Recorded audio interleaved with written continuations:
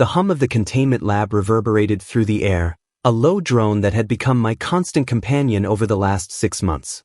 My work as a researcher in this remote outpost was supposed to be uneventful, a tedious but necessary job cataloging anomalies. Nothing prepared me for the anomaly that walked through the doors one fateful evening. She wasn't supposed to exist. 7 feet of elegance and power, with skin that shimmered like molten silver under the sterile lights, she looked otherworldly, because she was. Her luminous violet eyes scanned the room with a mixture of curiosity and amusement, and the faintly glowing patterns on her arms pulsed like living tattoos. I was too stunned to speak. "Is this Earth's gathering place for the clever ones?" she asked, her voice melodic, tinged with an accent that didn't belong to any language I'd ever heard but felt oddly comforting. Sure. Who are you?" I managed to stammer. She tilted her head, the gesture almost feline. "I am Karatha. You are the human I was instructed to meet. I am here to study your species, though I must admit," her gaze swept over me, lingering longer than necessary. "You are more compact than I imagined." Flustered, I straightened. "Compact? I'm average height for a human male." Her lips curved into a smile, sharp yet oddly inviting. "Compact is not bad. It's efficient." It turned out that Karatha was part of an advanced interstellar coalition conducting research on emerging intelligent species. That's us, apparently. She'd chosen Earth for her next assignment, intrigued by reports of our unique evolutionary traits, particularly our mating behaviors. "So, humans engage in physical reproduction for pleasure as well as procreation?" she asked during our first official briefing. I choked on my coffee. That's accurate."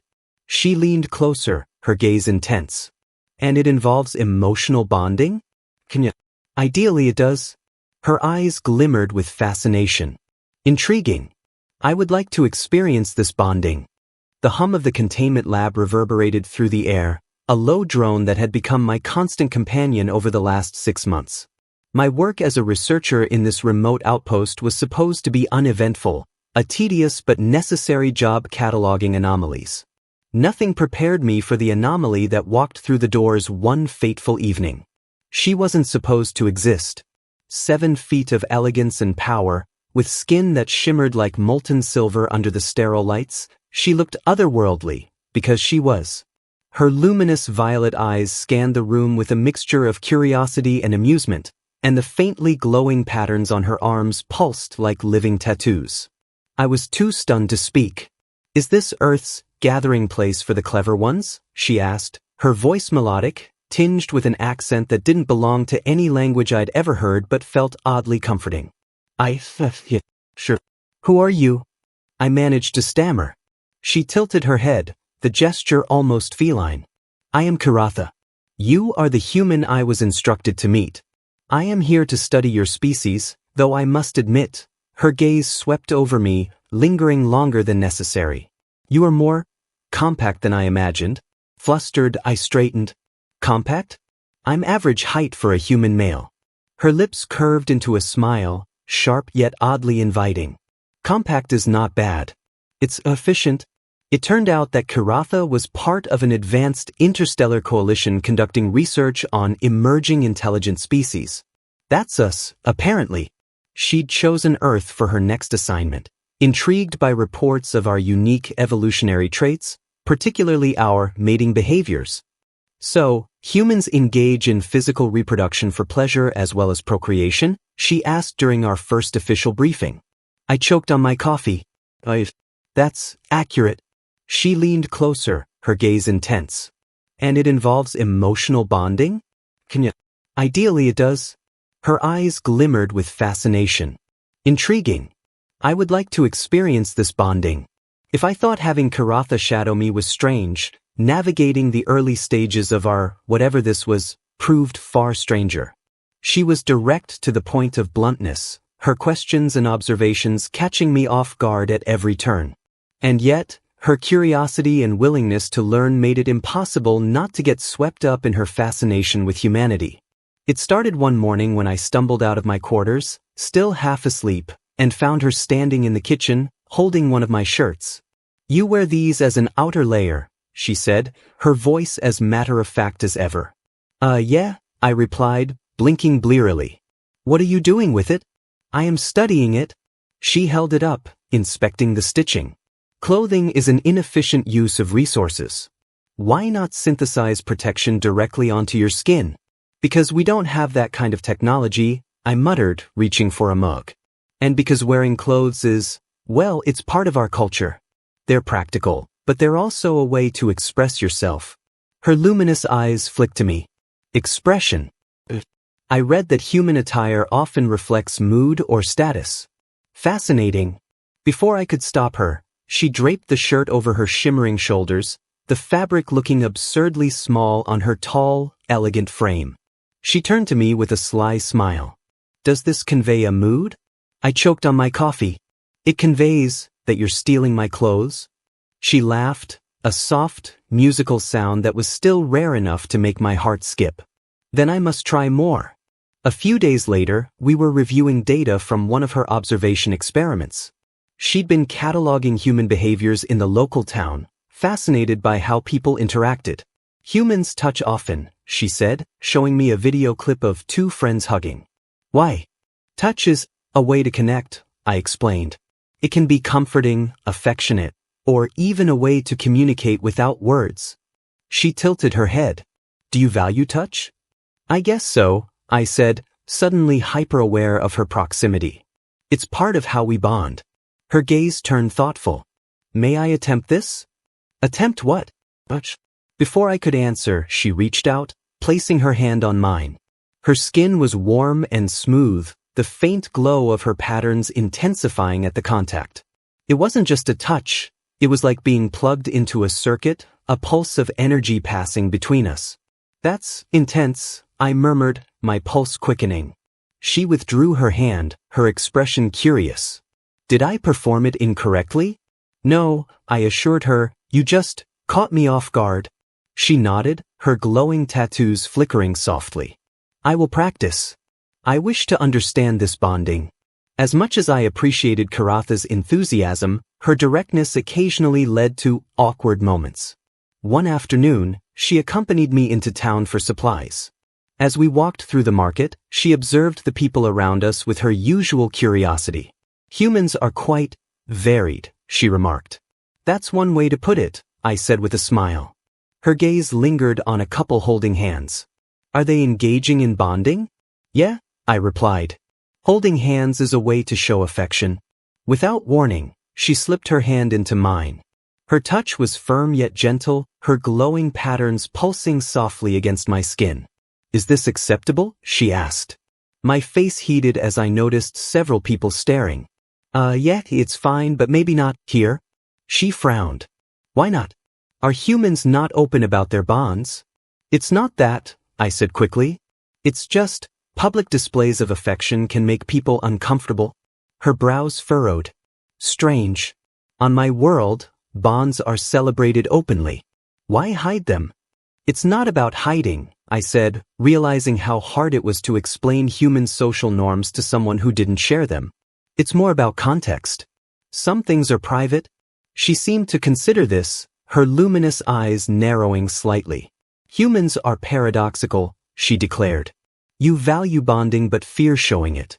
Intriguing. It happened unexpectedly, late one night as we worked together in the lab. Karatha had been unusually quiet, her attention focused on the data in front of her. Everything okay? I asked, glancing up from my screen. She looked at me, her glowing eyes soft. You have taught me much about your species, but I find myself confused. About what? Her voice dropped to a near whisper. Emotion. It is overwhelming. I stood, moving closer. What are you feeling? She hesitated as if searching for the right words. When I am near you, my patterns brighten. My thoughts become scattered. Is this normal? My heart pounded. I think it means you care about me. She stepped closer, her height making me crane my neck to meet her gaze. This is bonding? The beginning of it. Her glowing tattoos pulsed softly as she leaned down, her face inches from mine. May I try something? Before I could answer, she pressed her lips to mine. The kiss was tentative but electrifying, her warmth enveloping me like a solar flare. When she pulled back, her glowing patterns shimmered like starlight. "That was intense," she said, echoing my earlier words. I laughed softly, my cheeks burning. "Yeah, it was." She smiled, a genuine, radiant expression. "I wish to learn more." As we stood there, caught in the glow of her presence, I realized that this connection, this bond, was unlike anything I'd ever experienced. And I was ready to see where it would lead. The days turned into weeks, and what had started as an experiment in curiosity grew into something neither of us fully understood. Kiratha's fascination with humanity had shifted from an abstract study to something deeply personal. For me, her presence had become a constant, a bright, shimmering force that made the mundane feel extraordinary. One quiet morning, we ventured out to the lake near the research station. It was a secluded spot, surrounded by tall pines, the water so still it mirrored the sky.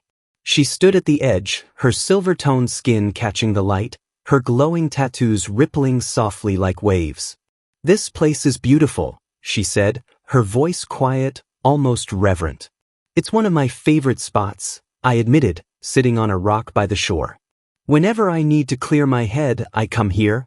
She tilted her head, studying me with those luminous eyes. "Do humans often seek solitude?" "Sometimes," I said. "It helps us process things, especially emotions." Her gaze softened, and she stepped closer, her bare feet making no sound on the ground. "You have taught me much about your emotions, but I fear I still struggle to understand my own." I looked up at her, the vulnerability in her expression catching me off guard. "What are you feeling?" She hesitated, her glowing tattoos flickering faintly. "When I am near you, I feel unbalanced. My thoughts are no longer clear, my focus disrupted. It is both unsettling and pleasant." I smiled. "That sounds a lot like what humans call love." Her eyes widened slightly, the glow in her patterns intensifying. "Love," she repeated as though tasting the word. "Your species values this emotion above all others, yet it is unpredictable, irrational. How do you embrace it?" "It's not always easy," I admitted. "But love makes life better. It gives us something to fight for, something to hold on to." She sat beside me, her proximity sending a familiar warmth through me. "I wish to understand it, truly. But I fear my people would not approve." I frowned. "Why not?" She looked out at the water, her expression distant. "Emotions are considered weaknesses among my kind. To prioritize personal connections over progress is seen as selfish." "That sounds harsh," I said. "It is practical," she replied, though there was a note of sadness in her voice.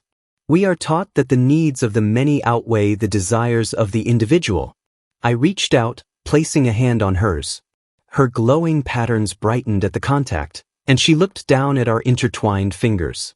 "Maybe it doesn't have to be one or the other," I said. "Maybe you can find a balance between who you are and who they expect you to be."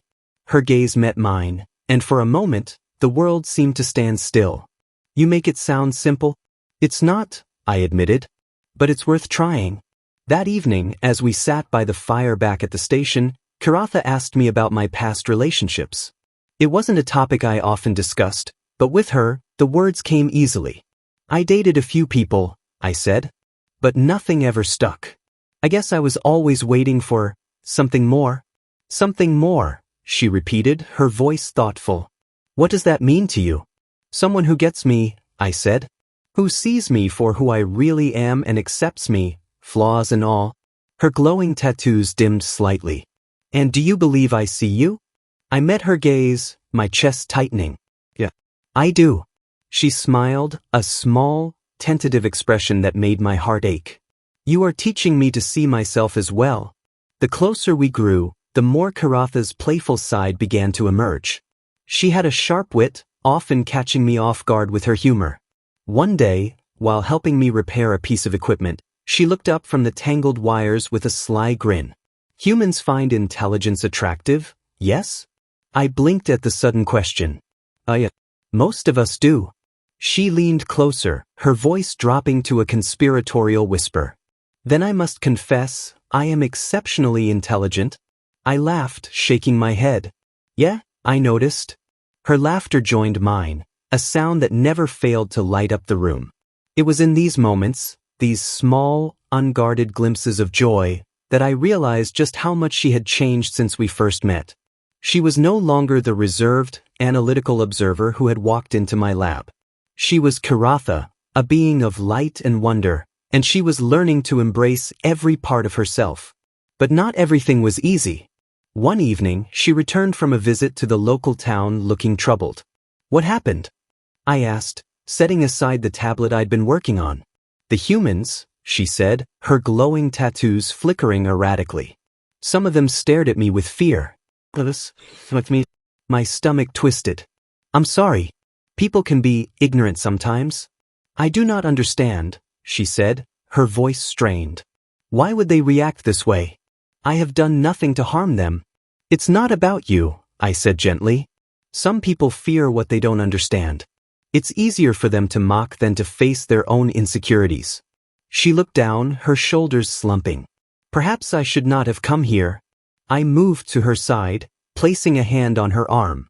"Don't say that. You've already made a difference, at least to me." Her gaze met mine, the flickering glow of her patterns slowly stabilizing. "You have made a difference to me as well."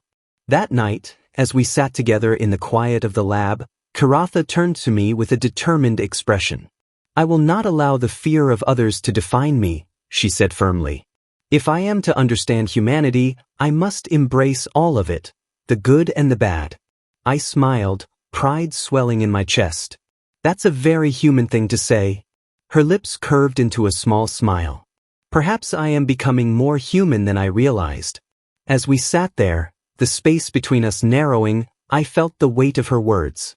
We were two beings from different worlds, connected by something neither of us fully understood. And yet, in that moment, it felt like enough. It felt like everything. The transition from tentative affection to something deeper was gradual, a natural progression that felt both exhilarating and terrifying. As Karatha and I spent more time together, we began to push the boundaries of our connection, exploring the uncharted terrain of what it meant to truly be together.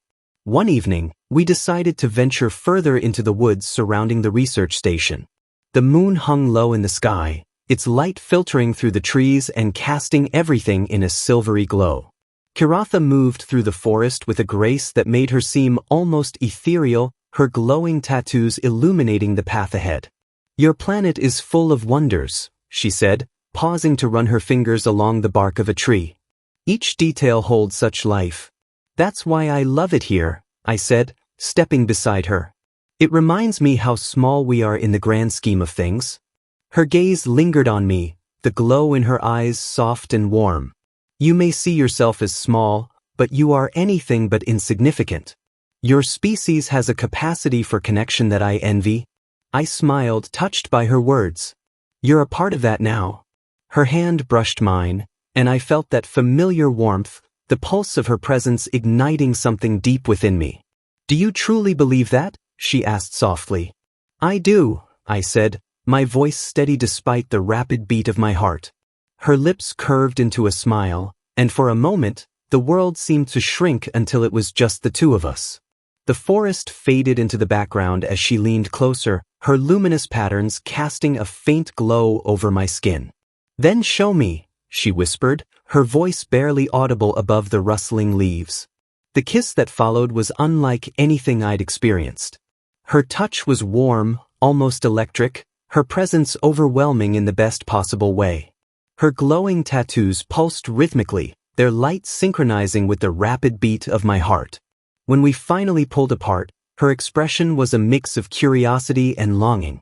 "This connection," she murmured. "It feels boundless." "It is," I said, brushing a strand of her silken hair away from her face. "And it's only the beginning." Her glowing patterns brightened, her smile soft and radiant. "Teach me," she said, her voice trembling with both anticipation and vulnerability. Over the next few days, our exploration deepened. Karatha was endlessly curious, not just about the physical aspects of intimacy but about the emotional layers that accompanied it. She asked questions that were both startling and endearing, her directness a constant reminder of how different she was from anyone I'd ever known. "Why do humans kiss?" she asked one morning as we lounged by the lake. "It's a way to express affection," I said. "It's intimate, a way to show someone how much they mean to you." She tilted her head, her luminous eyes studying me. "And what does it mean when you kiss me?" I hesitated, the weight of her question settling over me. "It means I care about you. Deeply." Her expression softened, her glowing patterns flickering like starlight. "And I care about you," she said, her voice barely above a whisper. "More than I thought possible." Our connection wasn't without its challenges. Kiratha's people had no frame of reference for the kind of vulnerability we were exploring, and she struggled to reconcile her instincts with the emotions she was beginning to feel. One night, as we lay under the stars, she turned to me with a pained expression. "I fear I am losing myself," she said. I frowned, propping myself up on one elbow. "What do you mean?" "My people value control," she said, her voice trembling. "We are taught to suppress emotions, to prioritize logic and duty. But with you I feel unmoored." "That's not a bad thing," I said gently. "Sometimes losing yourself is the only way to find what really matters." Her eyes met mine, shimmering with unshed tears. "What if I cannot go back? What if I no longer belong to my people?" I reached for her hand, intertwining our fingers. "Then you'll belong with me." Her glowing patterns flickered softly, a silent acknowledgement of my words. "You make it sound so simple." "It's not," I admitted. "But I'm here, no matter what." Our passion wasn't confined to quiet moments alone. One afternoon, as we worked together in the lab, the air between us grew charged, an unspoken tension simmering beneath the surface. "Pass me the calibration tool," she said, her voice steady despite the flicker of her glowing patterns. I handed it to her, my fingers brushing hers. The contact sent a jolt of electricity through me, and I saw her glowing tattoos brighten in response. "You feel it too," she said, her voice barely audible. I nodded, unable to tear my gaze away from her. "Yeah, I do." Without another word, she closed the distance between us, her lips capturing mine in a kiss that was both urgent and tender. The world around us faded, the hum of the equipment and the sterile lab lights disappearing into the background. When we finally broke apart, her expression was a mix of wonder and determination. "This bond is stronger than I anticipated," she said. "It's real," I said, my voice steady. "And it's ours." Her smile was radiant, her glowing patterns pulsing in time with my heartbeat. "Then let us embrace it no matter the cost." Each moment with Kiratha was a discovery, a step further into a world I'd never imagined. She wasn't just learning from me, I was learning from her, discovering parts of myself I hadn't known existed.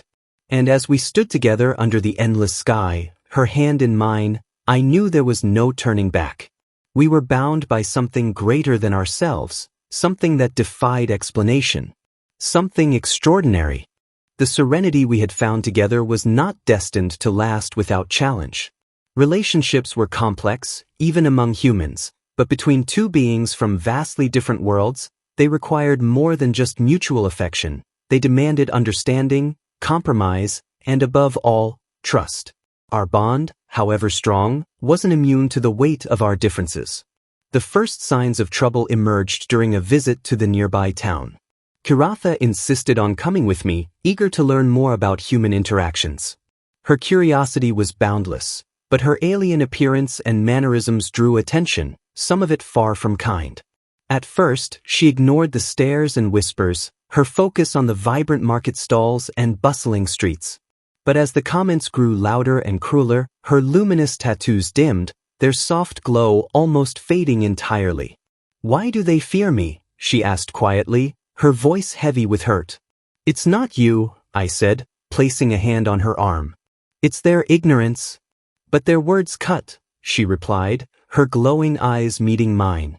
"How can I coexist with a species that rejects me so easily?" I opened my mouth to respond, but before I could, a group of teenagers approached, their expressions a mix of curiosity and mischief. "Hey, is she like your pet alien or something?" one of them asked, smirking. My anger flared, but before I could say anything, Kiratha spoke, her voice cold and measured. I am no one's pet. I am a sentient being, far older and more advanced than you can comprehend. Her words silenced the group, but their laughter as they walked away echoed in my ears. I turned to Karatha, whose tattoos were now flickering erratically, a sign of her emotional turmoil. I shouldn't have come, she said, her voice trembling. I don't belong here. You belong with me, I said firmly, but she shook her head. I am beginning to doubt that even you can protect me from this world, she said, pulling away. Back at the station, the tension lingered. Karatha withdrew, spending hours in the lab or staring out the window at the stars. Her usual curiosity had dulled, replaced by a quiet sadness that I didn't know how to fix. One evening, I found her sitting in the dark, her glowing patterns barely visible. Karatha, I said softly, stepping into the room. She didn't look at me. Perhaps this was a mistake. My heart sank. What are you talking about? Our bond, she said, her voice barely above a whisper. It is causing you pain. And it is isolating me from both my people and yours. It's not a mistake, I said, moving closer. What we have is real. It's worth fighting for. She turned to me, her eyes shimmering with unshed tears. But what if the fight is too great? What if we are not strong enough to endure it? We are, I said, taking her hands in mine. We've come this far, haven't we? Her gaze searched mine, and for a moment, I thought I'd reached her. But then she pulled her hands away, her glowing patterns dimming further. I need time, she said. And with that, she left the room, leaving me alone with a growing sense of dread. The next few days were a blur of awkward silences and strained conversations. Karatha's withdrawal left a hollow ache in my chest, but I didn't want to push her further away by forcing her to talk. Instead, I focused on my work, hoping she would come to me when she was ready. But one night, she didn't come back at all. I searched the station, panic rising with each empty room I checked. Finally, I found her outside, standing at the edge of the forest. She was staring up at the sky, her glowing patterns brighter than they had been in days. I've been trying to contact my people, she said without turning around. My stomach dropped. Why? I need to understand if I still belong with them, she said. If there is a place for me in the life I left behind. And what about here? Asked my voice tight. She hesitated, her glowing tattoos flickering. I don't know if I belong here either.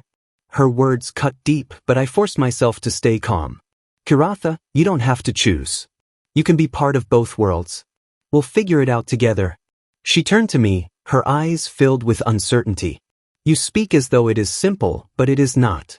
My people do not value emotions as you do. They will see my bond with you as a weakness. Then prove them wrong, I said, stepping closer. Show them that love isn't a weakness, it's a strength. She stared at me, her luminous eyes searching mine. Do you truly believe that? I do, I said firmly. And I believe in us. The turning point came unexpectedly. One afternoon, while working in the lab, I accidentally triggered an old recording of a message from Karatha's people. The alien voice was cold and clinical, a stark contrast to the warmth I had come to associate with her. Subject Karatha. The voice said, your mission is to observe and report. Emotional entanglements with the species are inadvisable and may compromise your objectivity. I turned off the recording, my heart sinking.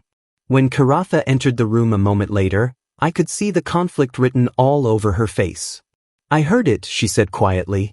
Karatha, you don't have to listen to them, I said. Her gaze met mine, and for the first time in days, I saw a flicker of determination. No, I do not. But I must decide for myself what I truly want. And what do you want? I asked, holding my breath. She stepped closer, her glowing tattoos pulsing with a steady, confident rhythm. I want you. I want this bond, this connection. I want to understand the strength you speak of. Relief flooded through me, and I reached for her, pulling her into an embrace. Her warmth enveloped me, her glowing patterns synchronizing with the beat of my heart. You're not alone in this, I said. We'll face it together. Her voice was soft but resolute. Together. That night, as we stood under the stars, Karatha took my hand in hers, her glowing patterns brighter than ever. My people may not understand this, she said, But I do. And that is enough. It's more than enough, I said, squeezing her hand. In that moment, I knew we had turned a corner. The path ahead wouldn't be easy, but it was one we would walk together, bound by something stronger than fear or doubt. We were two beings from different worlds, but together, we were whole. And that was all that mattered. The tension that had once cast a shadow over our bond began to dissipate, replaced by a newfound sense of clarity and purpose. Kiratha's decision to embrace what we had didn't just change the way we saw each other, it reshaped our understanding of what it meant to belong. The first steps toward building a life together were uncertain but exhilarating. Kiratha and I worked to bridge the gap between our worlds, finding ways to share our truths without compromising who we were.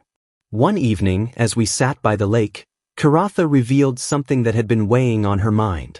I have received a response from my people, she said, her glowing tattoos rippling with a mixture of emotions. My chest tightened. What did they say? They have agreed to a meeting, she said. They wish to understand my experiences here, to assess whether my actions align with their expectations. And what do you think? I asked, my voice steady despite the fear that lingered beneath the surface.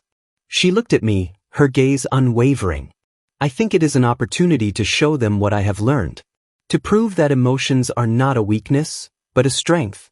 I smiled, pride swelling in my chest. Then let's do it together. Her hand found mine, her glowing patterns brightening. Together. The meeting took place in the clearing where we had first met. A sleek, silver craft descended from the sky, its surface shimmering like liquid metal. When the ramp extended, 3 members of Kiratha's species emerged, their glowing tattoos flickering in perfect synchronization. They were taller than Kiratha, their movements precise and deliberate. Their leader, a figure with intricate glowing patterns that seemed to pulse with authority, regarded me with a mix of curiosity and skepticism. Kiratha, the leader said, their voice resonating with a metallic timbre. You have deviated from your mission. Explain yourself. Kiratha stepped forward, her posture confident but respectful. I have not deviated. I have adapted. My experiences here have shown me the value of connection, of emotion. These are not weaknesses, they are the essence of growth. The leader's glowing patterns shifted, their movements measured. And this human? What role does he play in your adaptation? I stepped forward, my heart pounding. I care about Kiratha, I said, meeting their gaze.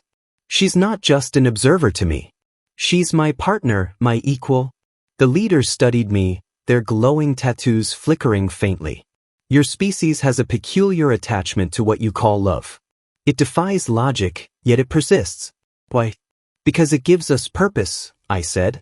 It makes us stronger. And it's something Kiratha has come to understand. The silence that followed was heavy, but Kiratha broke it with quiet determination. I am still one of you, she said. But I am also something more. I have seen the strength in vulnerability, the power in connection. If we are to thrive as a species, we must embrace these truths. The leader's glowing patterns flickered in contemplation. Your words carry weight, Kiratha. We will consider them. But know that the path you have chosen is not without risk. I understand, she said. And I accept it. After the meeting, as the alien craft disappeared into the sky, Kiratha turned to me, her expression a mix of relief and anticipation. They didn't reject you, I said, smiling. They did not, she agreed, her glowing tattoos pulsing softly. But their acceptance is not as important as my own. Her words carried a quiet strength, and I pulled her into an embrace, her warmth enveloping me. In the weeks that followed, Kiratha and I worked to create a life that was truly our own. She continued her studies of humanity, but now they were infused with a personal understanding that had been absent before. Together, we explored new ways to merge our worlds, from sharing knowledge to creating art that reflected the beauty of our bond. One night, as we sat by the fire, Kiratha turned to me with a question that caught me off guard. Do humans often mark their commitments with ceremonies? She asked. I nodded. Yeah. We call them weddings. It's a way of declaring to the world that two people are choosing to spend their lives together. Her glowing eyes brightened. Would you wish to do this with me? My heart skipped a beat. Are you asking me to marry you? Yes, she said, her voice steady despite the flicker of uncertainty in her glowing patterns. I may not fully understand the concept, but I wish to honor your traditions. And I wish to honor us. I smiled, my chest tight with emotion. Then yes, I'd marry you 1,000 times over. Our ceremony was simple but profound. It took place by the lake, with the stars as our witnesses. Kiratha wore a flowing gown that shimmered like her glowing tattoos, and I had never seen her look more radiant. As we exchanged vows, the words felt more powerful than any I'd ever spoken. We weren't just pledging our lives to each other, we were committing to a future that transcended the boundaries of our worlds.